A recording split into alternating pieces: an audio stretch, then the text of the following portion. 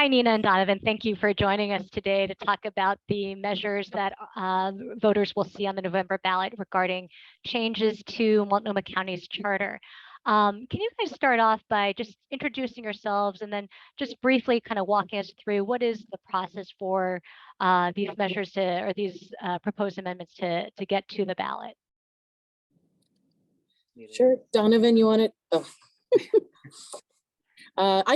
Sure, I'll get started. So my name is Nina Khanjan. I am a school teacher. Right now I teach high school. I've worked in East County about 12 years. The charter review process was mentioned to me by a colleague, and it just seemed like a great way to get more politically active and have a voice in our government. We applied, you apply for the position. That was in August. And then we heard if we were accepted in September. I think I'm going to let Donovan introduce himself before I continue so that he can add whatever else we need. Yeah, Donovan Scribes, and I'm a writer, artist, producer, and speaker, and fourth generation Portlander. And so, yeah, applied for the charter. Actually, after hearing of the Portland charter process, I didn't even know there was a localized constitution. So I heard about the Portland charter a few years back, and then one way or another, it came through my email that there was a Multnomah County one coming too. So it was just like a widening of my perspective that, okay, there's a city constitution, there's a, county one. I knew there were state constitutions, but went ahead and stepped into that process. And basically it sets the governance for the bones of the governance for the county. And so the two of you were members of is it a 20-member commission, or how many people are on the commission? 16 people. Okay. And can you tell me just kind of how these, I guess there are 7 measures going before voters. Where did these ideas come from? So we have like the full committee, and with 3 tri-chairs, and we chose that structure as a committee. We could have had 2 co-chairs or 1 chair, but we decided to have 3. We met for a few months as a whole committee, establishing our values, getting to know each other, learning a little bit of the basics of how local government works. And then we were divided up into 4 subcommittees, if I remember correctly, where people could sign up for multiple committees depending on their interests. I ended up only choosing to be on the Safety and Justice Committee because that's what I'm passionate about, is oversight in our jails and our police entities. And then Donovan ended up being my co-chair of the Safety and Justice Committee. So we worked most closely together on that committee, and I'll let Donovan add whatever he'd like.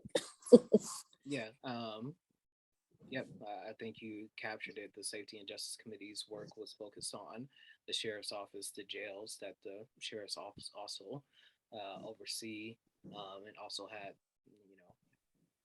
the opportunity to review the DA's role in the county as well. But obviously we ended up choosing one particular amendment that had to do with the jails. Yeah, or the public defender, is that what you meant? Yeah. Right. Yeah. That was definitely one of the topics that we wanted to, delve into a little bit more, is having an elected public defender position for the state of Oregon. Because right now we don't have that. And if you've been keeping up with the news the last few months, it's a huge, huge problem. But that is not on the ballot. Right. It didn't. Right. Okay. We had it in our final report, just some information on how maybe the state, the government at the state level could kind of move forward with that. Because like, I think one of our main concerns when we were looking at different topics to discuss was the legality of our recommendations. Like we didn't want to make recommendations that could easily be found to violate state law, because it would have been a big waste of time for us. Right. We Okay. wouldn't have anything helpful coming to the ballot, because even if it passed, we wouldn't really be able to do anything. So that was a huge, huge part of a lot of our decision making, and also public comment. So Mhm. we had some really great contributors, and I feel like most of our recommendations, at least on the Safety and Justice Committee, took public comment into consideration a great deal. I'm sure maybe Donovan has a little better memory than me. I'm sure everybody, all the other subcommittees did as well. But yeah, as a full committee, we all looked at the public comment pretty closely, and then our subcommittee as well.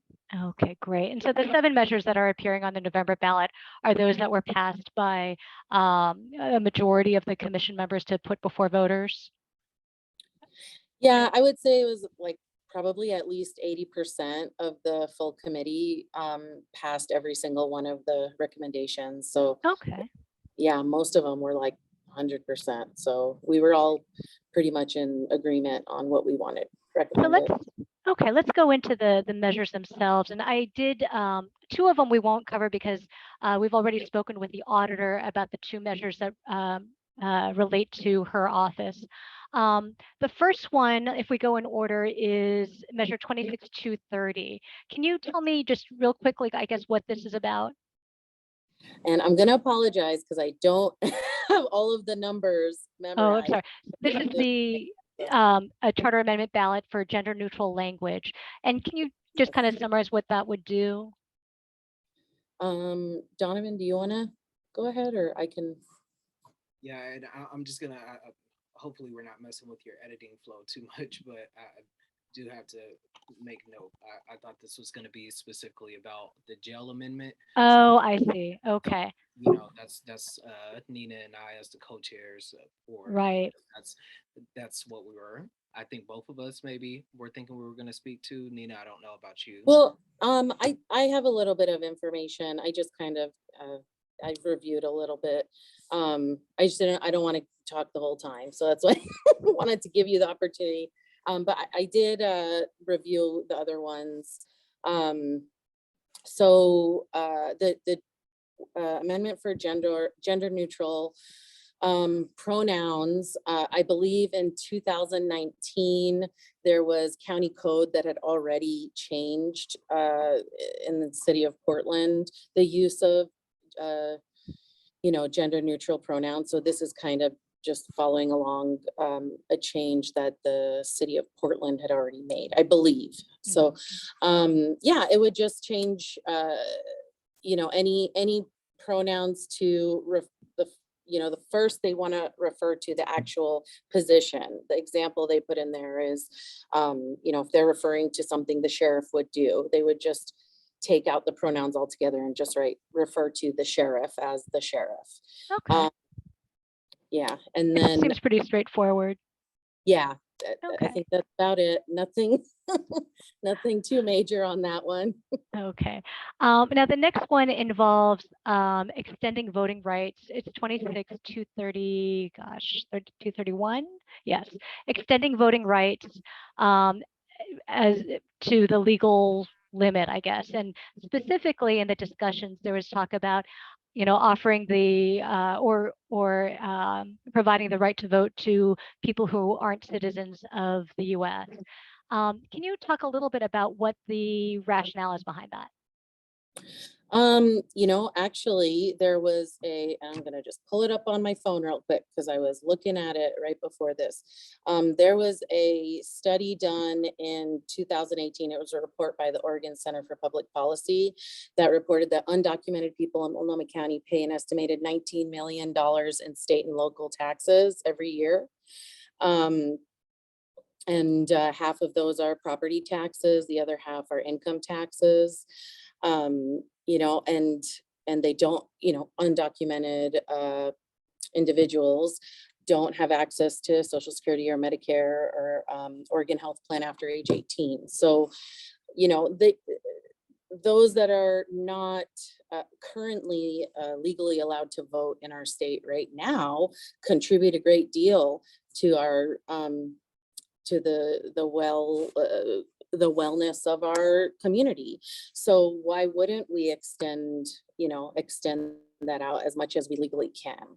So I think originally the way that the ballot measure was worded, if it was voted in, then after that, they would take a closer look at state law and other laws in the county to make sure we weren't, or federal laws too, right? So just making sure that we're not violating any laws by doing that. But I think the mission behind this measure is to accurately provide representation for all of our community members that contribute to the positivity of our community. Was there much public comment about this, or any concern about, that it is kind of a standard across the country that you are, someone who is a citizen of the US? Not really. I think like most of our, the philosophy of many of the members, if not all, is that, this was a process that we all came into to make real change happen, which means being bold at times, bold and different, and really it's up to the voters. It's just a ballot measure. We're not, we're all just constituents of the county. We don't have any say in, we don't have any roles in this local government that would make any difference in whether or not these are passed. So it's up to the people. I mean, they can say no, and that's fine too. And it's not clear at this point if there would be legality issues with the state? So the way that it's worded, the way that I read it, is that first they would figure that out, and the ballot measure does say to extend the vote to the full extent of the law, like to what is legal. So, like I was saying earlier, is like the subcommittees didn't all always feel that we had enough time to really flesh out some things. That's why one of the ballot measures is to like extend the timeline of the charter review committee.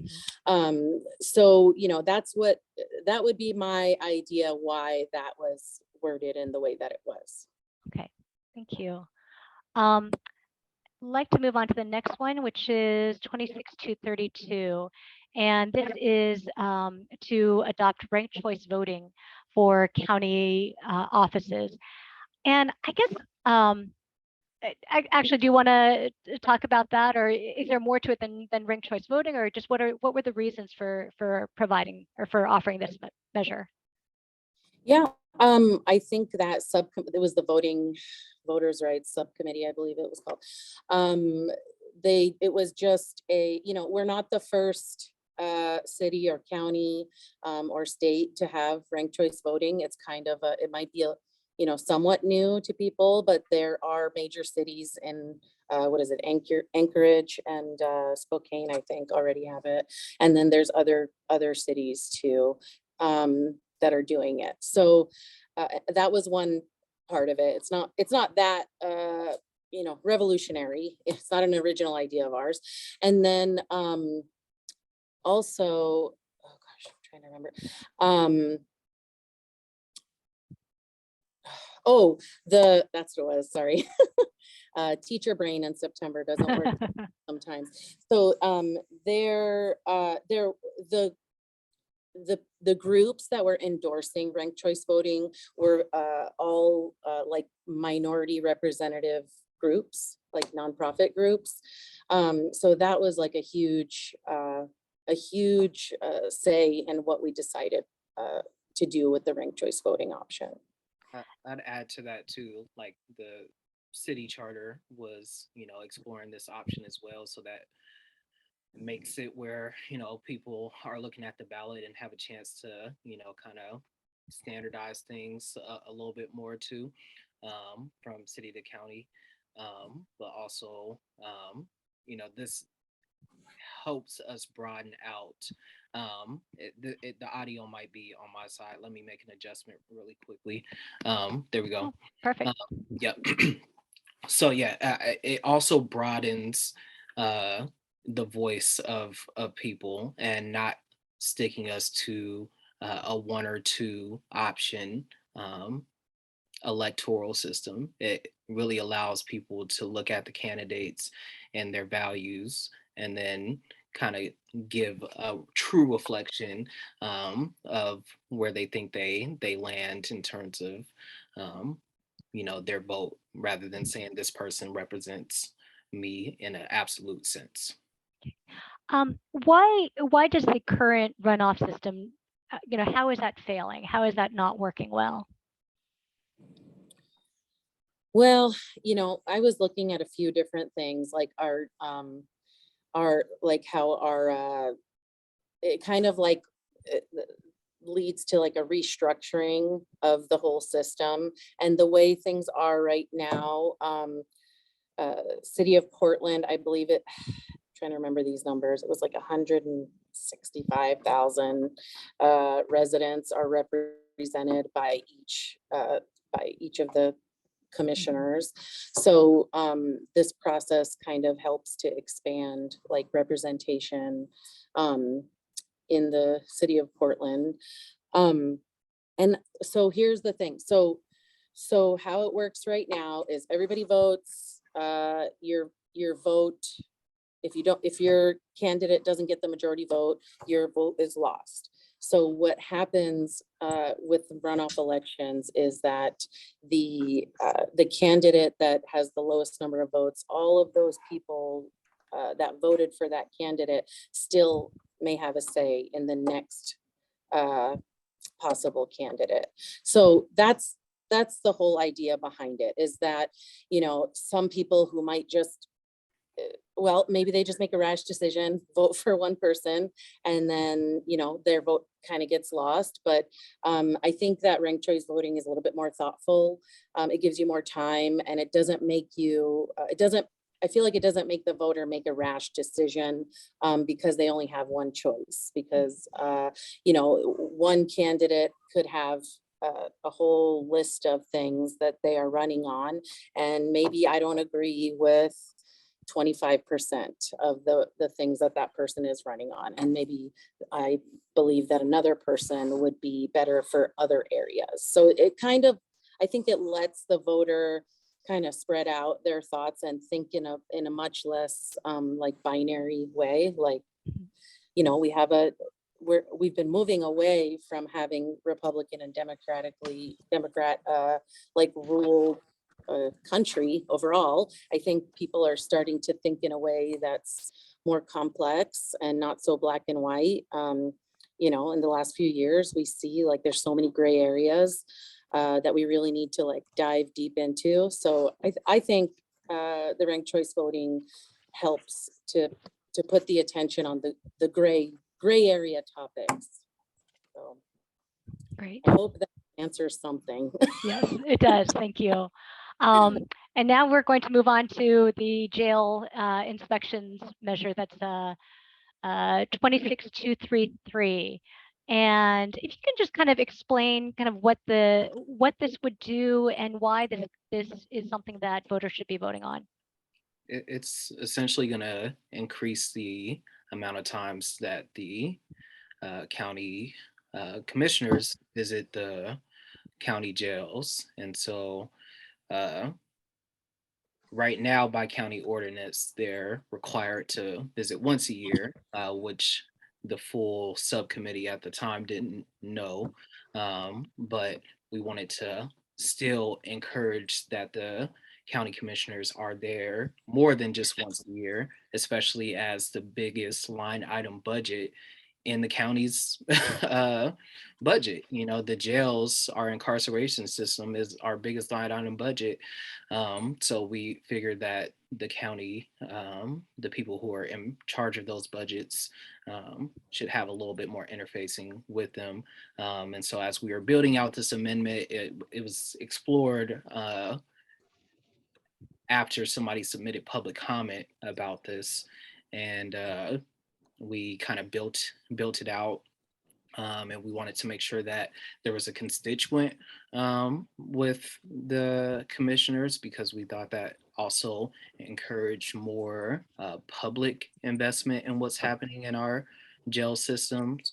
Um, it also a deep part of what we're considering. It's not only is it the biggest line item budget in the county, but it's also a place where like some of our deepest inequity exists.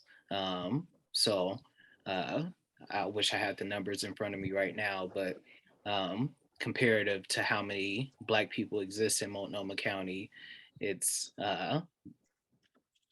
disproportionate number of Black people in the jails here. The Native representation in the county jail system comparative to how many are here right now is gross, just to be frank about it. Same thing with Latinx folks. It's just what it's a reflection of some of the worst parts of the state's history as a anti non-white founded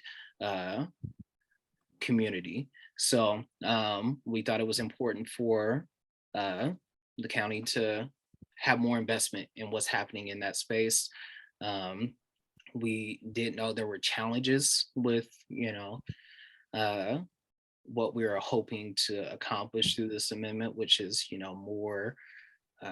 more oversight because of the amount of hurdles that you kind of have to go through with the sheriffs being in control of the jails.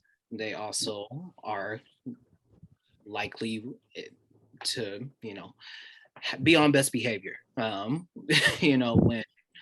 they know there is a visit happening from the higher ups, or eyes will be on them in any capacity. But we still thought it was worth a shot to Yeah.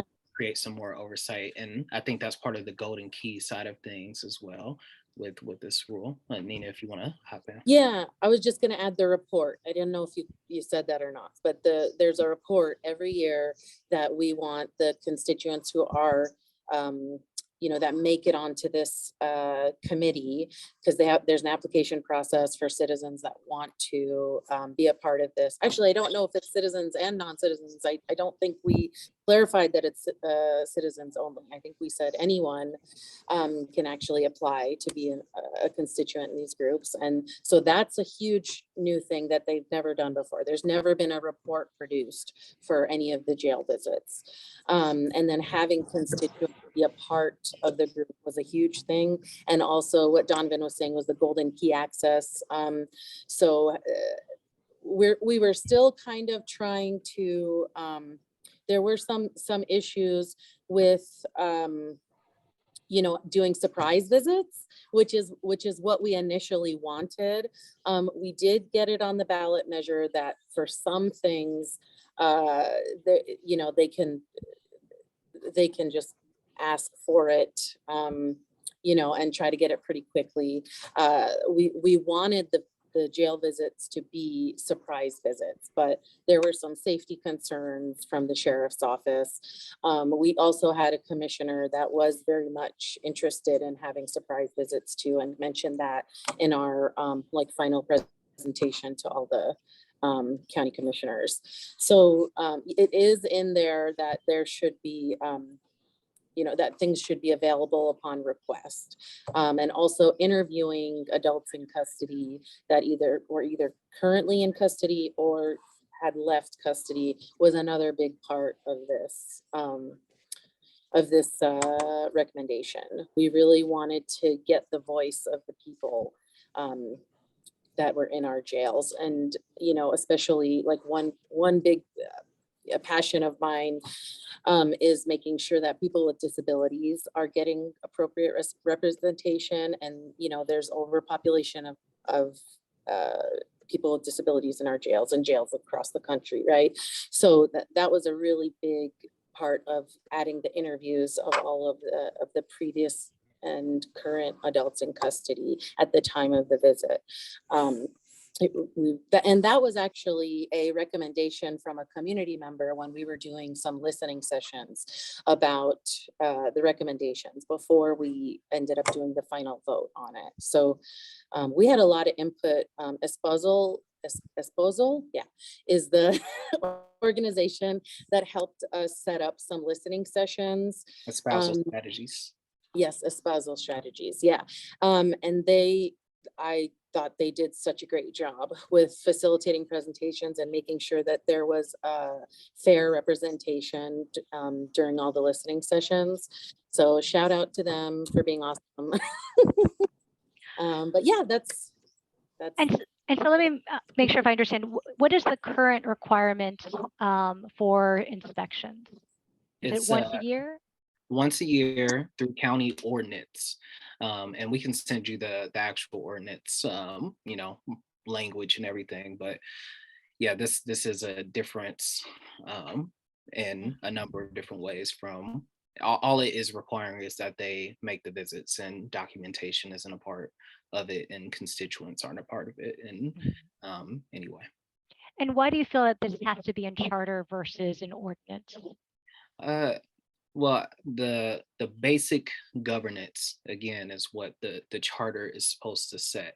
And so knowing that jails are such a key part of what the county is doing, and incarceration is such a key part of what the county is doing, it makes sense to enshrine in how we govern that the county's budget setters and priority setters are making more of an interface with that space, especially because jails and incarceration are for some reason one of the places that as a society we have the least interfacing with, even though we put so much money into them. And then, you know, we also have the sheriffs who are responsible for the general, like, quote unquote safety of the space. So it allows even less kind of it, but they also are the people who are committing a lot of the harm in the space. So it just doesn't allow for a whole lot of truth to come to light in that space. So hoping that we're puncturing that space a little bit more with the eyes of the commissioners being there more frequently and being required to be, and also having constituents see the space more frequently as well. Okay, thank you.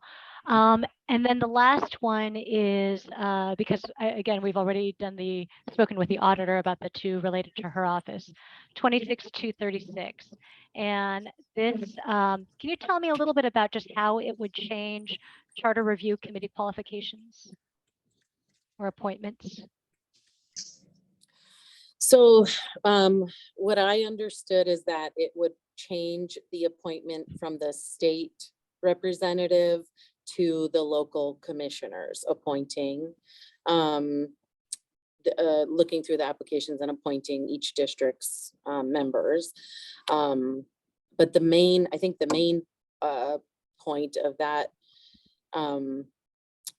recommendation was to extend the time that the charter has to actually review and meet and discuss all of our recommendations. Because I feel like everyone that was on the charter review committee felt like we could have done a little bit more if we had a little bit more time, like a few months longer. And by the time you get to know each other and you create your values and you kind of have a space where you're comfortable discussing these issues, because all of us, I think almost every single person, well, I think there were about 3 or 4 people on the whole committee that had a substantial amount of experience in some sort of local government. But the majority of the people on the committee had never, including me, I don't know about Donovan, but I definitely have never played a role in any government systems. I just am very passionate about, Black and people of color, their rights, and people with disabilities. I'm a special education teacher. So you know, and homeless and low income families. I've worked with them for over 12 years. So those are all of my passions. And I just wanted to be a part of something that could make people's lives a little bit better. So I feel like I felt heard. I felt like the county did a really good job of facilitating conversations and supporting us in our decision making. But yeah, just a little bit longer because I didn't know anything. You know, it was all like brand new to me, the language even, and the way that things are discussed, you know, like I think it's always been a topic of discussion that government has often excluded people of color because of the rules of Robert's rules of law and all that stuff that need to be used, you know, among these types of meetings. So I do think that, you know, we were kind of, well, I think lots of government systems have been trying to kind of get rid of those antiquated rules. So people like us can feel more comfortable contributing our voice. So I would add to, you know, just in terms of the timeline as well, like this is a volunteer group of people. And so volunteers that are also charged with like researching and taking in the public comment and trying to set the governance for a county, or at least potentially help set the governance for a county, you know, relying on an 11-month timeline as you do the things, the forming, storming, norming, as they say, and then to get into your subcommittees and do research that feels valuable and thoughtful and data driven with an 11-month timeline is stressful, you know, and we definitely, it's one of the things on the ballot that I'm most passionate about in terms of this November is extending that timeline so that people can really dig more deeply into this work and that we can have more substantive conversation around all the different issues within the charter, not even just the ones that have been, you know, proposed to on the ballot right now. And also I would add, because this was the most racially diverse charter committee that we've also seen. I hope this is something that continues, you know, that in the selection process, because of the amount of exclusion that's happened. But that also is important to consider that when you're bringing people who have not often been at the table or ever been at the table, that they are looking at what has been on paper, probably with much different eyes than people who may have traditionally been at the table. So that also should be considered in terms of like what timelines really should be there. So, yeah. And there's not, among other things, this would take away requirements that would, I guess, force some kind of political party differentiation.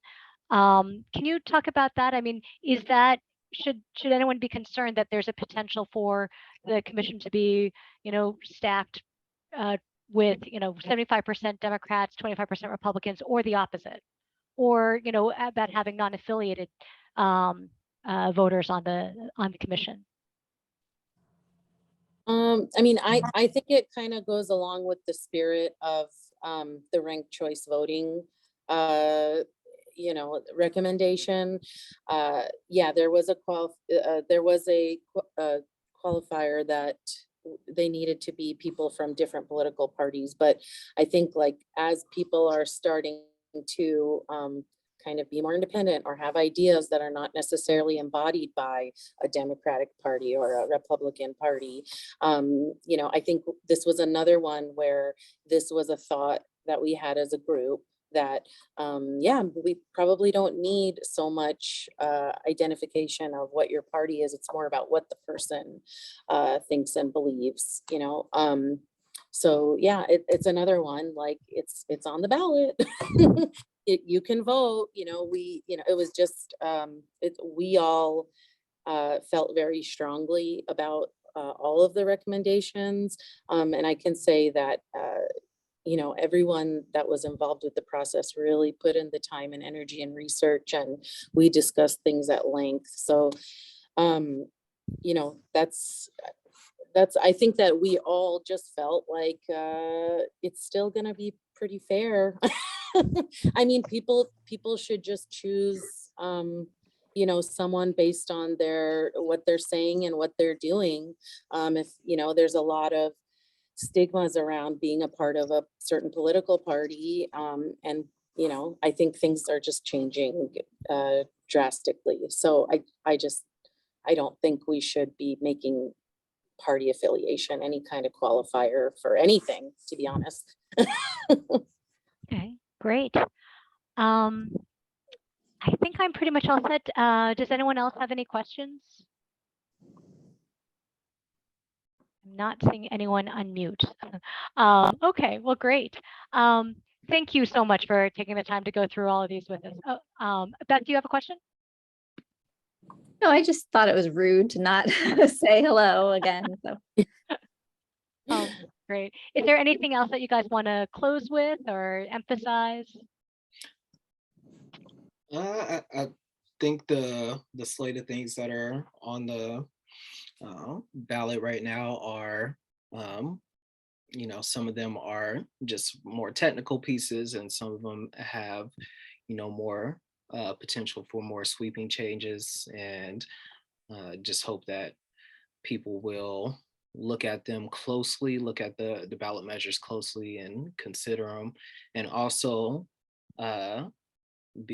look ahead to the next 6 years, you know, like when the charter process comes around again, and be engaged with that process.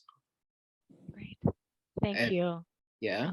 Just on a technical side of things, I've been meaning to tell media if you can put my name along with my FKA. I just changed my last name, so formerly known as Donovan M. Smith. If you can also make note of that. Yeah. Okay, I'll probably follow up with an email with you on that. Okay, great. Yeah. Great. Thank you so much. Thanks, Dina. Thanks, Donovan. We'll talk with you soon.